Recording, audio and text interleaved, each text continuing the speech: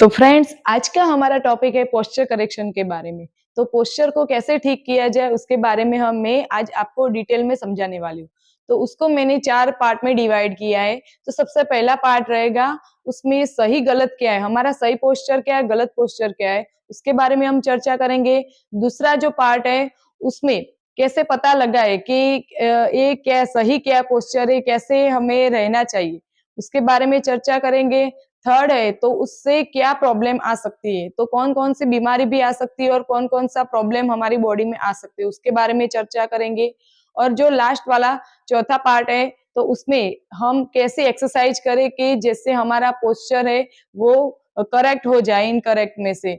तो एक्सरसाइज के बारे में जो घर पे ही करनी है, आसानी से एक्सरसाइज करनी है। तो आप डिटेल में पूरा एंड तक मेरा वीडियो देखना, तो मैं एक एक के बारे में ऐसे आपको डिटेल में समझाने वाली हूँ। तो जुड़े रहिए एंड तक, ताकि आपको पूरी इंफॉर्मेशन मिल सके। और यदि आपका पोस्चर सही से नहीं है तो आप उसे चेंज कर सके। तो सबसे पहले हमारा पार्ट 1 है, उसमें क्या है कि सही गलत पोस्चर के बारे में हम कैसे जाने।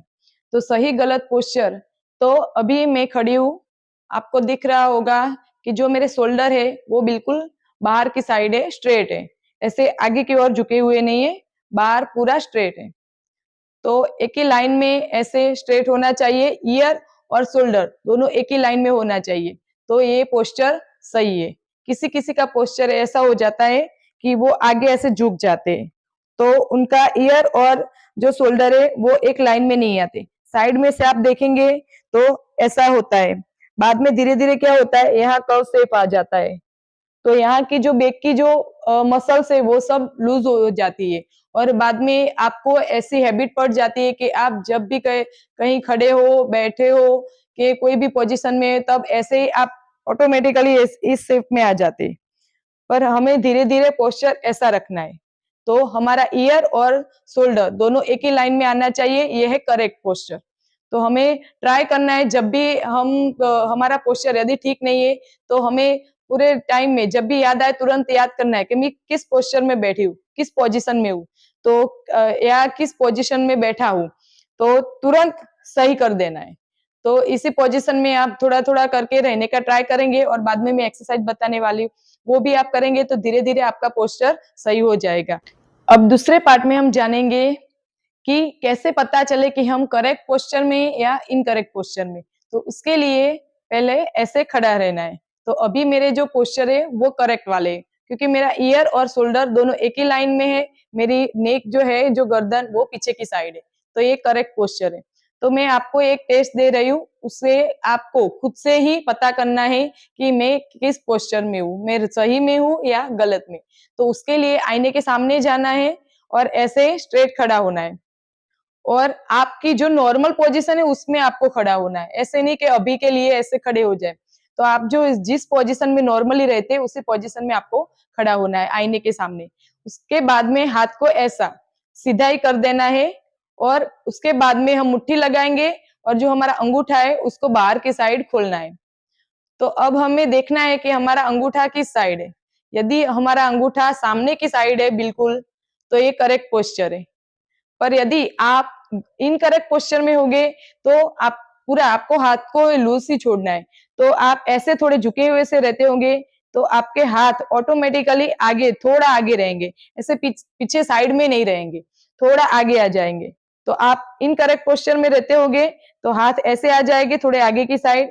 तो अब आप मुट्ठी लगाएंगे और अंगूठा बाहर की साइड आप निकालेंगे, तो दोनों अंगूठा आप देखिए, दोनों एक दूसरे के सामने आ रहे हैं, तो ये है इनकरेक्ट पोस्चर, तो ये गलत पोस्चर है। आपको हाथ को बिल्कुल ढीला ही छोड़ना है। तो आप इस पोस्चर में रहते होगे, साइड में से देखिए, आपका यहाँ का जो कर्व शेप बनता होगा, थोड़ा आप थोड़े झुकते होंगे आगे की साइड, आपकी जो नीक है वो पीछे नहीं, आप थोड़ी आगे रखते होंगे, तो ये इनकरेक्ट पोस्चर है। तो ऐसे हमें मालूम पड़ता है कि हम सही पोस्चर में हैं या गलत पोस्चर में। तो पार्ट 3 में है कि कौन कौन सी समस्या आ सकती है यदि हमें इनकरेक्ट पोस्चर में रहते हैं। तो सबसे पहला है तो सिर दर्द, क्योंकि हमारी यहाँ की जो बैक की पीछे की जो मसल्स है वो स्टिफ हो जाती है, उसकी वजह से सिर दर्द, माइग्रेन दर्द रहता है। पीठ दर्द का प्रॉब्लम शुरू हो जाता है, स्पाइन का, जिसमें कॉमन प्रॉब्लम है डिस्क हर्निएटेड, और दूसरा जो प्रॉब्लम है काइफोसिस, ये सब समस्या शुरू हो जाती है। तो फ्रेंड्स, आपको मालूम ही है कि ये सब समस्या कहाँ से आती है। तो स्टार्टिंग में से तो ये सब प्रॉब्लम नहीं होते, पर हमारा जो लाइफस्टाइल है, डेली लाइफस्टाइल, उसकी वजह से धीरे-धीरे ये प्रॉब्लम आ जाती है। तो सबसे कॉमन है कि हम बैठे-बैठे लैपटॉप में वो सब जो वर्कआउट करते हैं, तो इसमें क्या होता है, हम थोड़ा ऐसे झुक के रहते हैं। तो झुकने के बाद कंटिन्यू ऐसा हमारा ज़्यादा वर्कआउट रहता है लैपटॉप पे काम का, तो उसकी वजह से थोड़ा प्रॉब्लम आ जाता है। हम ऐसे लेटे-लेटे या थोड़ा बैंड होके ऐसे मोबाइल पूरा टाइम चलाते हैं, ज़्यादा टाइम मोबाइल भी चलाते हैं, तो उससे भी प्रॉब्लम आ सकती है। ड्राइविंग में यदि हम सही पोस्चर में नहीं बैठते, थोड़े बैंड होके ऐसे बैठते हैं, तब भी ये प्रॉब्लम आ सकती है। तो ये बहुत सारे रीज़न है कि जिसकी वजह से ये धीरे-धीरे हमें इस पोस्चर में आ जाते हैं और हमारा बॉडी जो यहाँ का है वो कर्व शेप ले लेता है। तो हमें ऐसे करेक्ट पोस्चर में ही बैठना चाहिए। तो ये सब समस्या उसको आपको ध्यान में रखना है कि अपनी पोजीशन ऑटोमेटिकली आपको करेक्ट करना है। तो जब भी आप ऐसे ज़्यादा टाइम झुके रहते हैं कोई भी काम करते वक़्त, तो आपको थोड़ा ध्यान में रख के ऐसे स्ट्रेट ही रहना है। तो चौथे पार्ट में हमें कौन-कौन सी ऐसी एक्सरसाइज करनी है जिससे हमारा पोस्चर करेक्ट हो जाए। तो उसके लिए सबसे पहले ऐसे वॉल के पास खड़ा होना है और वॉल से चिपक के नहीं, वॉल से थोड़ा दूर 6 इंच। यदि आपको ऐसे मेजर नहीं होता तो आप स्केल से भी मेजर करके आगे ऐसे खड़े हो सकते हैं। तो जो वॉल है वहां से 6 इंच हमें दूर खड़ा होना है और उसके बाद दोनों हाथों को सांस भरते हुए ऊपर ले जाना है और हथेली हमारी बाहर की साइड रहेगी और हमें ऐसे सीधा ही नहीं, हमें ऐसा हाथ को वी शेप में लाना है। ऐसे दोनों हाथ को दोनों साइड खोल के स्ट्रेट रखेंगे और बाद में दोनों जो हाथ की फिंगर है उसको वॉल पे टच करवानी है और अभी हम काउंट करेंगे 1 to 10 और अभी सांसों की क्रिया हमें चालू ही रखनी है, ऐसा नहीं कि वो बंद करनी हो, सांस को रोक के रखना है। 1 2 3 4 5 6 7 8 9 10। एक लंबा सांस लेना है और उसके बाद रिलैक्स। तो ऐसा 10-10 काउंट करके 3 से 4 बार करना है। तो ऐसे रेगुलर प्रैक्टिस करेंगे तो आपका शोल्डर रिलैक्स होते जाएंगे और जो मसल्स है वो प्रॉपर शेप में आ जाएंगे, रिलैक्स होते जाएंगे और आपका जो बैक आप आगे झुके हुए वो धीरे धीरे पीछे होता जाएगा। हमारी दूसरी एक्सरसाइज है जिसमें हमें दोनों हाथ से ऐसे डब्ल्यू बनाना है और डब्ल्यू बनाने के बाद फिर से हमें दीवार से तो 6 इंच ही दूर रहना है और ऐसे दोनों हाथ को पीछे ले जाना है और फिंगर को वॉल पे टच करवाना है। फिर से काउंट करेंगे 1 2 3 4 5 6 7 8 9 10। ऐसे आप इस पोजीशन में रहेंगे तब पता चलेगा कि शोल्डर में कितना खिंचाव आ रहा है, जो धीरे धीरे आपका पोस्चर ठीक करेगा। यदि आप स्टार्टिंग में पीछे तक नहीं जा सकते तो आप जहां तक जा सकते आपका मैक्सिमम पॉइंट जहां है वहां रुक के आपको 10 काउंट करना है और बाद में सांस को रिलैक्स करते हुए वापस आ जाना है। और जब हम जितनी देर रुकते हैं तब ऐसा नहीं कि सांस को रोक के ही रखना है, हम अपनी सांसों की क्रिया को साथ में चालू रख सकते हैं। तो हमारी तीसरी एक्सरसाइज है जिसमें तीनों एक्सरसाइज में वॉल से 6 इंच दूरी खड़ा होना है ऐसे। और इस एक्सरसाइज में हम ऐसे आर्म को खोल देंगे दोनों साइड और एल शेप में लाना है दोनों हाथ को। तो हाथ को ऐसे एल शेप में लाएंगे और धीरे धीरे पीछे ले जाना है और ऐसे हमारी जो फिंगर है उसको ऐसे वॉल पे टच करवाएंगे। दोनों हाथ को ऐसे स्ट्रेट रख के पीछे ले जाना है और ऐसा आप करेंगे, आपको दिखने में इजी लगती होगी पर करेंगे तब महसूस कर पाएंगे कि कितना खिंचाव आ रहा है। तो पूरा आपका शोल्डर पे खिंचाव आएगा जो आपका धीरे धीरे पोस्चर सही करेगा। तो आपके शोल्डर में जो स्टिफनेस है वो धीरे धीरे कम हो जाएगी और आपकी जो चेस्ट है वो पूरी तरह से ओपन हो जाएगी और जो आप आगे की ओर झुके रहते वो धीरे धीरे वापस पीछे हो जाएगा। तो ऐसे रह के 10 काउंट करना है। 1 2 3 4 5 6 7 8 9 10। रिलैक्स, एक लंबा सांस लेंगे, वापस आ जाएंगे।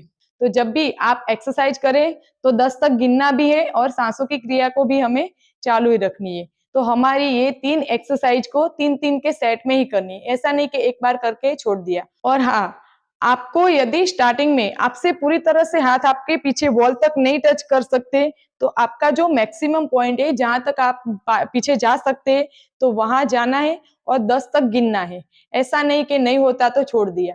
स्टार्टिंग में यदि आपको ज्यादा प्रॉब्लम होगा तो आपका हाथ पीछे तक नहीं जाएगा, क्योंकि बहुत खिंचाव पड़ता है। देखने में सब इजी लगती है, पर करेंगे तभी महसूस कर पाएंगे कि कितना खिंचाव आता है। तो दोनों साइड स्टार्टिंग में तो आपके दोनों जो शोल्डर है वो दर्द भी करने लगेंगे, पर धीरे धीरे आप रेगुलर एक्सरसाइज करते जाएंगे तो वो रिलैक्स हो जाएगा। तो इससे हमारी जो शोल्डर में जो स्टिफनेस है वो भी धीरे धीरे दूर हो जाएगी और हमारी की जो चेस्ट है वो पूरी तरह से ओपन हो जाएगी। वो क्या ऐसे हम झुक जाते हैं तो वो पूरी तरह से ऐसे खिल जाए। तो उसके अलावा और एक ट्रिक आपको बता रही हूँ जिसमें हमें ऐसे पीछे जाना है। साइड में से देख लो तो हम ऐसे झुके हुए थोड़े रहते हैं, तो क्या करना है, हमारा सिर थोड़ा ऊपर उठाना है और पीछे जाना है। आगे आना है, सांस को भरते हुए पीछे जाएंगे, छोड़ते हुए वापस आना है, सांस को भरते हुए पीछे जाना है, छोड़ते हुए आगे आना है, भरते हुए पीछे जाना है, छोड़ते हुए आगे आना है। तो ऐसे हमारा जो सिर है उसको आगे पीछे थोड़ा करना है। हम ऐसे झुक के आगे आ जाते हैं तो ऐसे पीछे ले जाना है सांस भरते हुए। तो ये भी एक बहुत बढ़िया एक्सरसाइज है। तो ऐसे रेगुलर प्रैक्टिस करनी है जिससे हमारा यहाँ की जो मसल्स है वो पूरी फ्री हो जाए। और फ्रेंड्स साथ में आपको और एक भी ट्रिक बता रही हूँ। तो इस ट्रिक से आप पूरे दिन यदि कोई भी काम कर रहे हैं तो उसके साथ भी बेल्ट के साथ या दुपट्टे के साथ ऐसे बांध के आप कोई भी घर का कोई भी काम या लैपटॉप पे काम कुछ भी कर सकते हैं। तो इसके लिए हमें कोई आपके पास यदि बेल्ट है तो बेल्ट लेना है या फिर ऐसे दुपट्टा लेना है और ऐसे बीच में से पकड़ लेना है और उसके बाद हम पीछे से आगे लाएंगे। अच्छे से देख लेना, पीछे से आगे लाना है ऐसे, और उसके बाद यहाँ क्रॉस नहीं करना, यहाँ ऐसे शोल्डर पे रख देना है।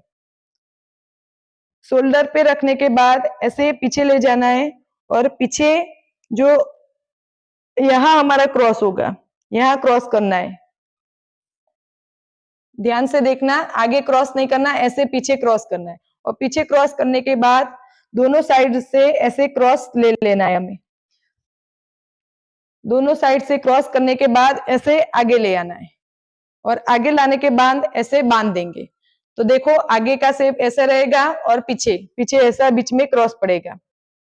तो ऐसे पूरा लूज तरीके से नहीं बांधना, थोड़ा टाइट बांधना है। जो हम लूज बांधेंगे तो ऐसे तो कोई फर्क नहीं पड़ेगा, थोड़ा हम झुके हुए रहेंगे, पर थोड़ा टाइट बांधेंगे ऐसे तो आपका पोस्चर ऑटोमेटिकली टाइट हो जाएगा, तो आप ऐसे स्ट्रेट ही रहेंगे।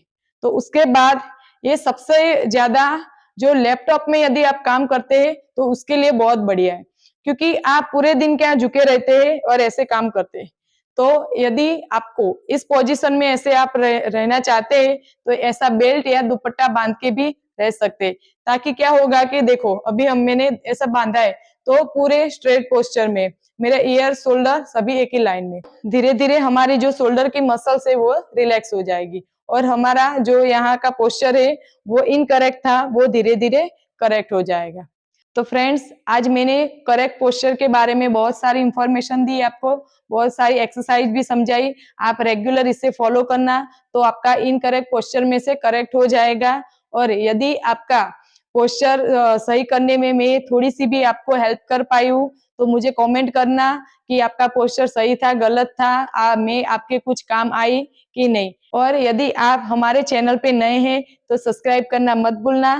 तो मिलते हैं अगली वीडियो में, तब तक के लिए बाय बाय।